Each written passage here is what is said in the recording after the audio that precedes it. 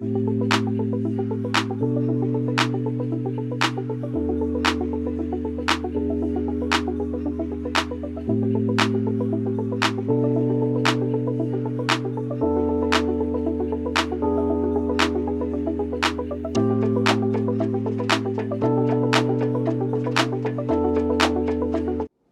up, YouTube? It's your boy JB, and I'm here tonight with the review for Pose Season 2, Episode number 8.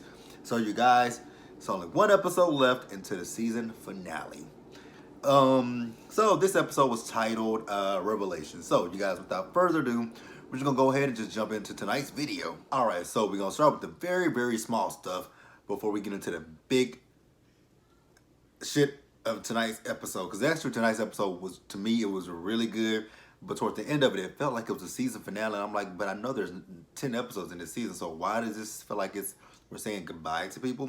But we'll get into that a little bit later. So what I want to start now is we're going to talk about Angel and Papi. So we see Angel and Papi, they in bed with each other. Obviously they're a little bit sober than what they've been, what they were last episode. And, Angel is showing Papi, the campaign that she got, the BB girls that she got last week and the photo shoot.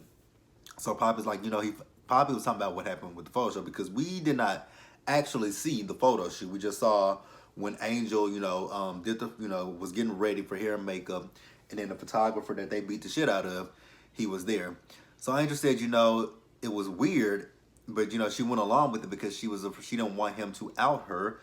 And Papi was like, so he didn't try anything with you? She says, no, he didn't try anything with me, which is slightly surprising, which I'm surprised about that as well.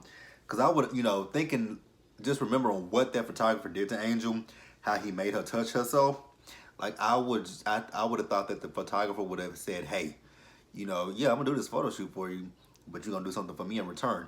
If not, your boss over there, Miss Ford, guess what? She gonna know who you really are. I would expect something like that, but Angel said it was all on the up and up. And Papi is all about defending Angel, because he was like, if he was there, it would have went a different way. It wouldn't have went any kind of way. Papi probably would have got her kicked off that photo shoot. So I'm glad Papi wasn't there, because it would have went left. Actually, the photographer probably would have been scared shitless after getting his ass beat up. So he probably would have been scared shitless, and he probably would have been like, damn, what the fuck do I do? Because this motherfucker beat my ass the last time. So it's a good thing that Papi was not there. But I'm happy that everything went, well for Angel. So then, Papi tells Angel, like, hey, I got somewhere that I want to take you. And she's like, okay, where are you taking me? So he takes her to this apartment that overlooks the pier. And, he tells her that can be her place if she wanted. He said it's $450 a month. I'm like, God damn. What I wouldn't do to have rent that's $450 a month, and that apartment looked really nice. I'm like, what I would not give for that. Because here in Dallas, if you want anything that's below $1,000 or like $900 to $1,000, below $900, you're going to the hood. And unfortunately, my black ass does not do the hood. I grew up in the hood. I ain't trying to go back to that bitch. I don't want to hear people arguing outside of my window all night. I don't want to hear gunshots. I don't want to hear cars backfiring. I don't want people breaking into my car. I don't want to worry about people breaking into my house. So I'm good on that shit. But Angel told, he also told Angel, like, if you don't want me to live here, like, I'll stay with, I still live with mama.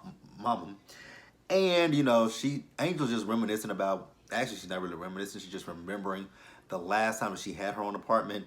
And you guys remember, it was with her ex Stan, the one that was married, that put her in that apartment, but he was just using her as a plaything when he wanted. It was like a new shiny little toy that he would put in the box, but he would only take it out just to play with it. But he wouldn't scratch it up, he wouldn't hurt it, and then he would put it back once he's done with it. Like, I don't know why she put herself through that bullshit last season. I mean, all right, so now we are about to start to get into the meat of this episode. So the episode had opened up. We see Pray Tell and Ricky together. And, Pray Tell is showing Ricky these multivitamins that he wants him to take. And I'm like, okay, I'm guessing Pray Tell is back to this holistic route that he's going, So he's trying to get Ricky on a holistic route. Then he's eating his fruits and vegetables, and he's telling Ricky, like, you need to eat some vegetables. And Ricky's like, when he was with Damon, he didn't eat vegetables. They ate they ate pizza, drank Kool-Aid, whatever they did. And Pray Tell's like, well, it's better for you to be thick than to be, withering away. And Ricky's like, oh, so you like him thick? I'm like, God damn, Ricky, like you don't waste no time. I mean, you started flirting with him last week, but damn, you really coming on to him hard as fuck. So then, Ricky's just talking about how he's afraid that at this point, with him having HIV, excuse me, y'all. At this point, with him having HIV, nobody is going to want to be with him. And then, yeah, he's scared that nobody's going to want to be with him. And Pray Tell's like, you don't need to worry about that. That's not something you need to worry about right now. He says, but what's the one thing that you do need to do is that you do need to tell Damon, like with the quickness, that you are positive. And like I said, Ricky was just hella flirting with Pray Tell. So then, it's getting late, and he's telling him, it's time for him to go. And he's like, can I stay with you tonight? And he was like, why? And he says, it's late at night, and Electra brings her boyfriends home, and it gets kind of weird, so I would prefer not to go back there. He says, okay, cool, you can sleep on the couch, but the couch is a little lumpy. I'll have to warn you, the couch is lumpy. So then Pray Tell goes into his room, he gets ready for bed, and then he gets in bed, and I don't know if he had went to sleep or not, but he was in the bed, and then out of nowhere, Ricky comes and hops in the bed with him. He's like, what the fuck are you doing? Well, Ricky is, Ricky lets him know, like, he's attracted to him, and he wants him. I'm like, damn, Ricky, you just really, really, really don't waste no kind of time, do you, huh?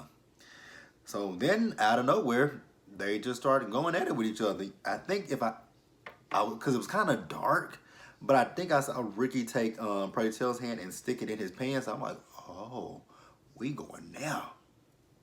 We going there. Cool. Wasn't expecting that. Was not expecting that at all. So then, they get busy. And I'm like, well, goddamn, that looked like a real sex scene to me. Because you see Ricky, he on top of Pray Tell. And then out of nowhere, Pray Tell flips on top of Ricky. I said, oh, that part I didn't see coming. But I kind of figured it last week when he got the diagnosis that he was HIV positive. I'm like, Ricky don't let somebody bang him. Ooh, how the plot thickens. Man, I love the fact that they was playing Whip Appeal in the background. That is one of my favorite songs from Baby. I love that song from Babyface. Whip Appeal. I'm not going to sing it. But I was singing it earlier, but I'm not going to sing it now, you guys. My voice ain't that good. So then we see Pray Tell the next morning. Pray Tell got a big pep in his step. I'm like, oh, what's going on with Pray Tell? So we see him, he's meeting with the council. And, they tell, one of the councilmen is saying, hey, since we chipped in with Candy's burial fund, we have no money for the trophies for the next ball. So each of us have to chip in. So they all chip in, and, they give what they can. And the one that said that they need to chip in, he give them $2. Pray Tell said, bitch, $2? He said, bitch, that's all I got. So then, they talking about how since Candy's Sweet Refrain has been a big hit at the balls, now the Butch Queens want to come in and do their thing. And Pray Tell's like, cool. And they're like, wait a minute, you said cool? Like, what the fuck is going on with you? Because normally you have a problem with that kind of shit. He says, no, we good. And they said, bitch, what the fuck is going on with you? Like, what is the tea? So he tells them, he goes ahead and tells them, like, hey, I'm lusting after somebody. They're like, oh, you in love? He says, no, I'm in lust. And then, cause they said he's going. And then,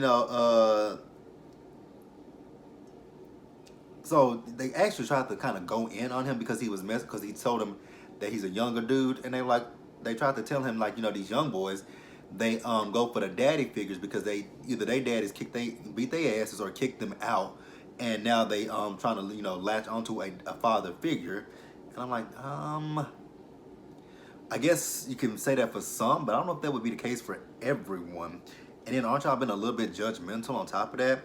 And I'm so glad that one of them pointed that out, because the two that were sitting in front of Pray Tell, those were the two that were being the most judgmental.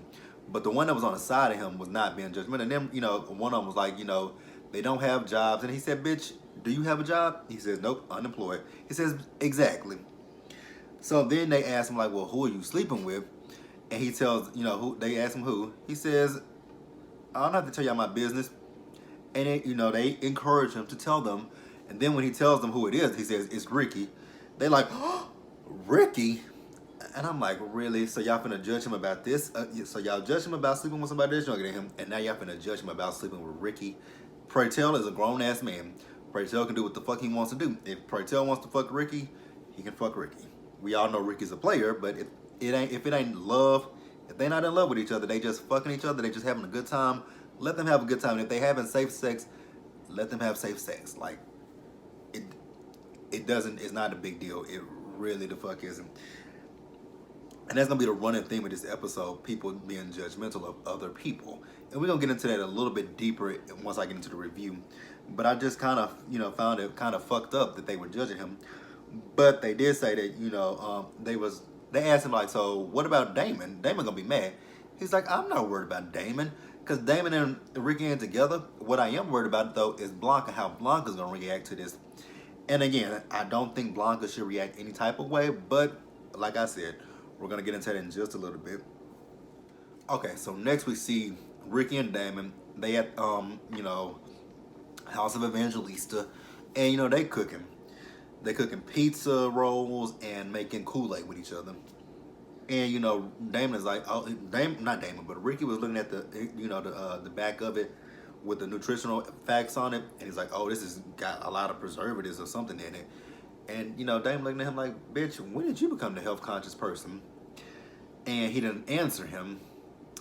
And then out of nowhere, Damon walks up to Ricky and he kisses him, because at this point it's just Ricky and Damon there, because Angel and Papi are on a date with one another, and Blanca is at the salon. So Damon is telling him how he's tired, he's not gonna push Ricky away anymore. He wants to be with Ricky. I'm like, ooh, you pick a really bad time to want to be with Ricky, don't you? So then, Ricky's like, he's looking like, well, shit, I gotta tell him now. So then he does tell him like, I'm HIV positive. And Damon looking at him like, nigga, you joking. Like, we just went and got tested, and we both came back negative. And he was like, well, Chris called me because Chris thought he had the symptoms of the flu, but turns out it was HIV. And then Damon puts two and two together. So wait, so you was sleeping with him. So you lied to me. And, Ricky's like, yes, I did lie to you. He says, I'm trying to change. I'm trying to grow up. And, I get it. I really do. Well, I don't get that part of, I get him trying to grow up, but I don't get the other part of him having HIV.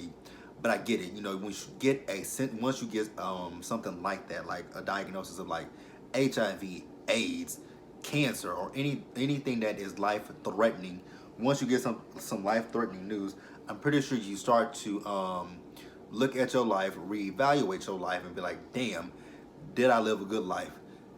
Did I treat people right? Did I do right by the people that were in my life? So I'm pretty sure all those thoughts are going through his head at this point, because he has HIV, and in the 90s, HIV and AIDS were a death sentence. Guys, I was gonna mention something. I wanted to mention something last week, and I didn't even think about it. So, you guys, I don't know. Well, let me think. I don't want to say this. Well, I know how I want to say it. I hate when I ramble, man. Like, I really do hate when I do that shit. But when they put Frederica's house in a condom, it reminded me of an AIDS, HIV and AIDS campaign back in the 90s when Sinbad dressed up as the big condom. They played it during the 1993, I think it was 93 NAACP awards. You might ask me, how do I know that? Because I have the NAACP awards from 93 on VHS. I have it on VHS because my uncle, he recorded my third birthday party in 93. Or was it 90? No, my third birthday party was in 94. No. 92. Right? Yeah, I'm trying to remember how old I am. It was 92, I believe. Yeah, it was 92. Because I was born in 89, so yeah, it was 92 when I turned 3. But, Sinbad dressed up as, I just remembered that. I wasn't going to say, I thought about it last week after I posted my video. I'm like, God damn, you missed the opportunity to talk about that. I just wanted to bring that up. Ain't got nothing to do with this, but just wanted to mention it. But, yeah. So then, Ricky is telling Damon how, he's been with Pray Tell. He's like, why would you tell Pray Tell before you tell me? And a part of me was thinking to myself, like, Damon has been a little bit selfish because we all know Pray Tell has, and we all know Pray Tell is positive. So I get, and then I thought about it, I'm like, okay, I get where Damon is coming from. Ricky was your boyfriend. You guys had sex without a condom. So yes, he should have came to you and told you, but he went to somebody that he felt comfortable with, that he knew knew who had AIDS, and he wanted some some moral support there. So I definitely understood it. So I get both ends of the spectrum how Damon can feel the way he felt, but I also understand why Ricky did what he did. Well, then Ricky tells him, well, he's been showing me some things. I'm like, well, damn, you ain't waste no time to let him know that because when he said he's been showing him some things, and then he put it two and two together. Oh, so he's showing. Oh, okay, so that's what he's doing. He's showing you how to have safe sex with being positive. Cool, got you. Get the fuck out. Get the fuck out, man. And again, like I said, I definitely understood Damon's frustration because he put him at risk. You lied to him about sleeping with that boy, and now Chris has HIV. You have HIV, and Damon has the risk of having HIV, which they never even they never even said in the episode if he had HIV. But we're gonna move on. All right, so then we see everybody. They're at Damon's graduation, which looks like a dance. I think it was a dance recital. I found it like a dance recital, and everyone's there. We got a lecturer there. We got Pray Tell there. We got Candy. No, wrong person. Lulu there, and we got Angel and Papi there. No Ricky, however. So a lecturer is being judgmental of one of the girls' performances. I'm like, really? Can you just sit here and shut the fuck up, please? But then Damon comes out and he does his thing. So after that, Helena goes up to Blanca, and she just praises Blanca for being the mother that she is, because I guess she had never saw anybody that has that kind of trust, belief in their children the way she does, especially when Blanca went to her last season and demanded that she see Damon and let Damon dance for her. So yeah, she just gave Blanca praise for being who she is. And then we see them. They are celebrating Damon at the house. Ooh. I was thinking that, once I knew that once the graduation ceremony was over, I'm like, the shit is gonna hit the fan. Now I was expecting the shit to hit the fan at the theater, but I'm like, please don't do our people like this.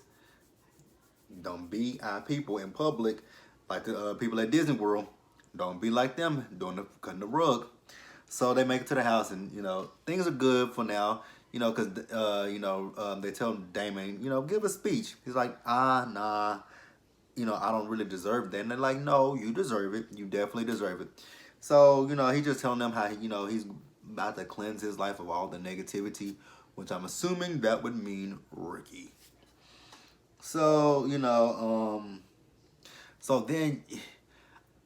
I don't know if Angel was high or if she was just drunk as fuck. I think she might have been just drunk at this point, because she asked Damon, like, what can you do with a degree in dancing?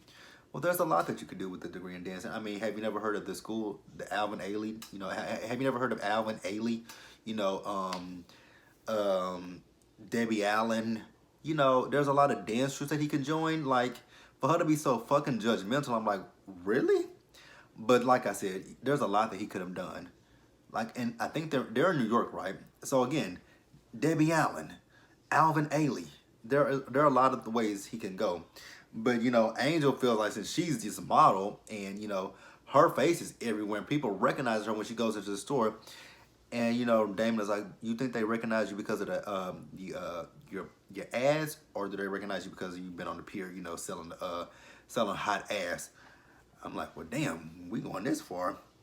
So then they get into it over that, and Angel talking about how her career is gonna be here, where he gonna be right here doing basically nothing. And then Damon just drops the bombshell that yeah, she's doing cocaine. I'm like, well, damn, really? We going here? Now I was expecting him when I said the shit was gonna hit the fan. I was thinking that the shit was gonna hit the fan with Pray Tell and Damon, not Damon and everybody in the house. Like, I'm like, oh,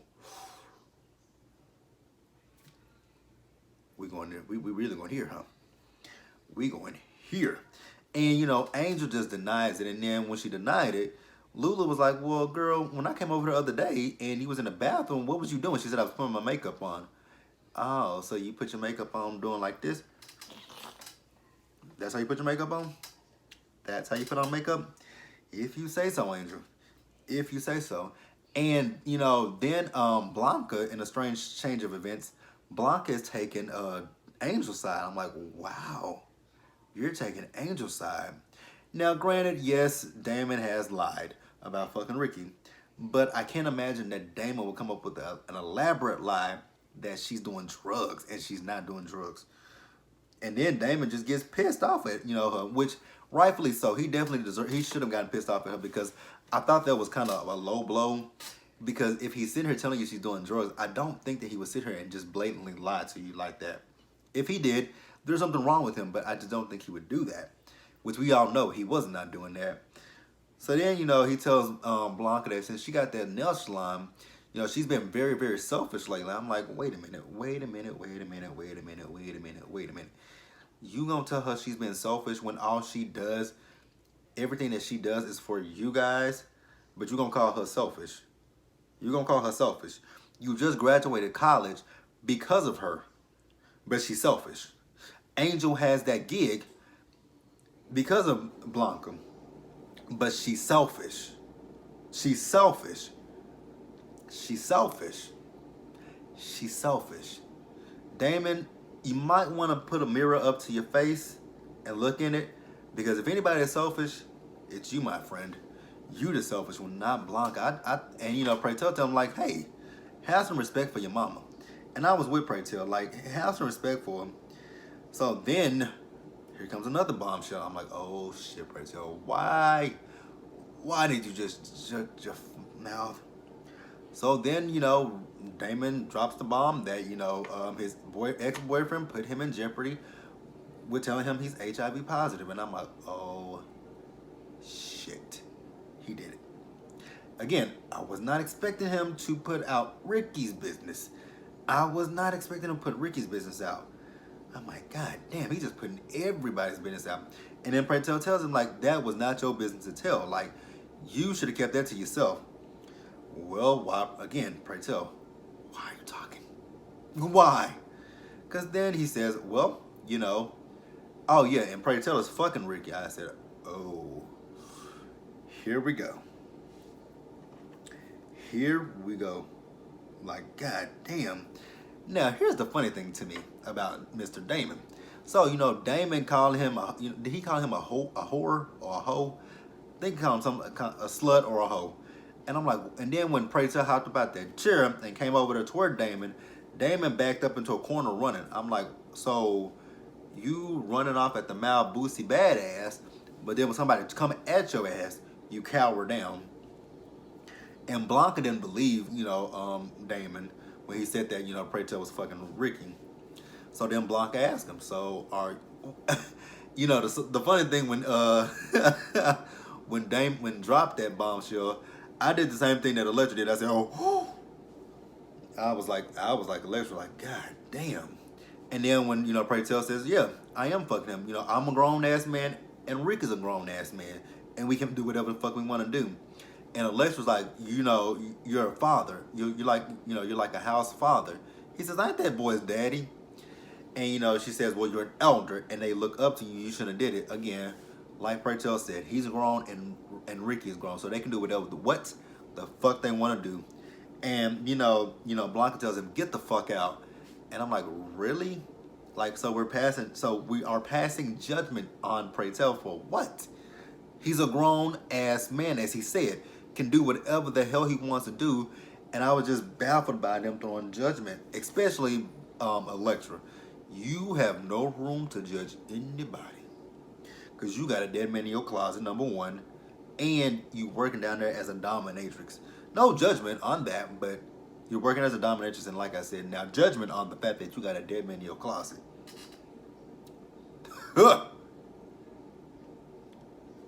Let's just talk about that. All right, so next we're gonna move over to the ball. So at the ball, I'm assuming that was the Bush Queens that was doing their thing. And I was looking at Papi, I'm like, nigga, what the fuck is he doing? But Papi managed to get all tens and get the trophy. I'm like, well, what did the other Bush Queens look like? I mean, I wasn't really paying them that much of attention, but god damn, they couldn't have been that butch for Papi to win. But congratulations to Papi on that one. So then we see Blanca, she's at the bar alone, and then Angel and Papi go over there to her. And, Papi's like, see, Ma, I won a trophy. She's like, yeah, congratulations, baby. And then he asks us, like, so where is Damon at? And, Angel's like, he's probably off making up some stories about somebody else. I'm like, Angel, you know he was not making up stories, and I wish you would be honest with Blanca and tell Blanca the fucking truth. So then, she asked Blanca does she believe him?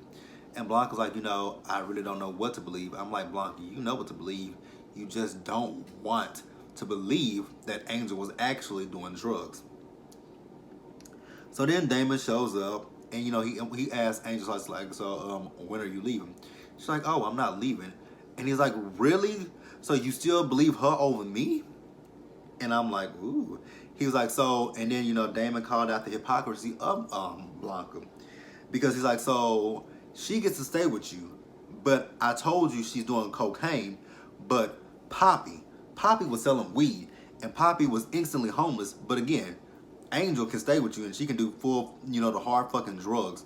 Like, there's blatant hypocrisy, and Blanca doesn't want to hear it. So then, Damon goes out on the dance floor, and he does his thing, and he wins his category. So then he goes in the back, and there's this woman that comes back there. Her name is Tori, and she tells him that she works with someone named Malcolm McLaren. I don't know who that is. If you guys know who Malcolm McLaren is, please inform me in the comment section below. So then we see Blanca. Blanca goes outside to talk to Praytel. And, Praytel tells Blanca the same thing that Damon was saying, that the rules, she is a rule bender. Like, she treats the kids differently, and she treats, her friends differently. And what he's saying is, again, like with Angel. Angel's doing cocaine. Papi sold weed. Papi had to be out on the streets, but Angel can still live in the house. Now, Damon was fucking Ricky, who they were living in her house. They were family, and she was okay with that. But for Praytel to fuck Ricky, she looks down on him. Again, hypocrisy. And Blanca is just not feeling that, because Blanca's like, I feel like you're taking advantage of that boy. That boy doesn't even know who he is. And once again, Praytel has to let her know he is a grown ass man. And then if a man is showing me affection and attention, I'ma take it. Especially with his diagnosis, him having AIDS. Of course if someone makes him feel sexy and make him feel wanted, he's gonna take it. And the thing with Blanca is, she has not figured out how to navigate her life being HIV positive and, being a woman. Because, people at that time was still thinking that, if you cut yourself and you bleed, they can catch the disease, not knowing that once the blood hits the air, the disease is dead. Once the disease is airborne, I should have said. Once the disease is airborne, it's dead. And Praytel tells her, well, that's your fault, which it really is, but I definitely do get it. It's a lot different. I think it would be a lot different for Blanca than it would be for Praytel, because well, I don't know. I guess it could be, I don't know, because I wonder would Blanca, and this is not me being ignorant, but it's just an honest question, because I do know that there are men that are, I guess you would say, straight, that go for transgender women. I could be. I mean, I know that happens, where men prefer to date transgender women. So I just don't know why she hasn't put herself out there. I don't know if she would prefer to go for straight men, or if she would prefer to go for men in the community. I don't know. I don't understand. I don't know. But she's holding herself back. And the longer that she holds herself back, it's going to get worse. Like, if you don't put yourself out there, you'll never know. And, I mean, what it is, and you be honest with person. You be honest. Like, if she's going to be on, like, and I'm rambling once again, but I'm going to get my thought out. So my thing with Blanca is the same way you have to tell a man if he's straight, if you have to that you have to tell a man, hey, I was born a man, but I transitioned to a woman. It's the same way that you would tell a man, hey, now it would be a double-edged sword because you would be hitting him with two things. You would be like, hey, I'm a transgender woman, but I'm also HIV positive. And that would then be up to him if he wants to pursue a relationship with you. If he doesn't, then that's his loss. If he does, congratulations. But I think Blanca needs to get out of that fear of, damn, I'm a transgender or transsexual in that time, and I'm also HIV positive. I think she needs to get out of that mind frame and just put herself out there. Yes, it's scary as fuck, but put yourself out there. Don't be closed minded. Don't be closed off. Open yourself up. And if you get rejected, you get rejected. But you can always put yourself out there again. And like I said, again, not everybody is narrow minded, closed minded. I know in that time period some people were, but not everybody was. Like there were ways in that time to have sex with someone who was positive, and minimize your risk of catching the disease, just like there is today. The risk. I think the risk now is down to 95. I think I'm not 100% positive, but I know there is a pill out there. They advertise it on television all the time. It's called PrEP, where a person who is HIV positive can take. A person if you have a partner that's HIV positive, you know, you can reach out to your physician and they will give you they'll give you the you have to go in and get tested first and show that you're negative, and you can get on PrEP, and it just minimizes your risk of catching HIV, and you can't have unprotected sex, and it does minimize the risk. Now it's I don't know, but yeah, it does minimize your risk, but it doesn't protect you against other STDs. But I just so in a nutshell, what I'm saying is Blanca should put herself out there. Yes, there are going to be some people that are just when you tell them, oh, I'm a transgender, they're gonna be like, what? And then we tell them I have HIV, they're gonna be like, oh hell no. And like I said, there might be some people. Then there's gonna be someone that's gonna say, I don't care. Like I'm here for you. And then with the HIV and HIV status, you don't necessarily have to mention that upfront. But once you see that the relationship is progressing to a point where are eventually going to want to have sex with each other, then you be honest with the person. But upfront, you don't necessarily have to tell them unless you plan on having sex with them that night. But we're gonna move on. Oh, but Pray Tell did also tell Blanca that he didn't want to hurt her, which I know Pray Tell didn't want to hurt Blanca. But again, Blanca is just being so fucking judgmental, and I'm not here for it. Like, really not here for it.